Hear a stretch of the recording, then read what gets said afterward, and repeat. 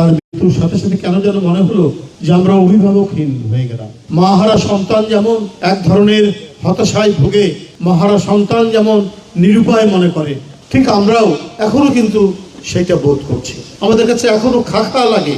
বেগম জিয়া নেই আমাদের কাছে। কমপক্ষে একবার সন্ধ্যার পরে গুলশান কার্যালয়ে আসলে তো দেখা পাবো।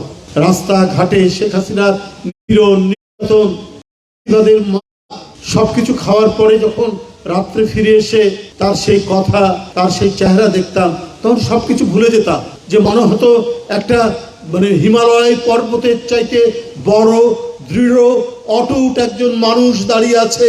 সে যেন গোটা জাতিকে আগলে রেখেছে, তার স্বাধীনতাকে আগলে রেখেছে, তার সার্বভৌমত্বকে আগলে রেখেছে, তার জীবন এবং সম্পদকে আগলে রেখেছে।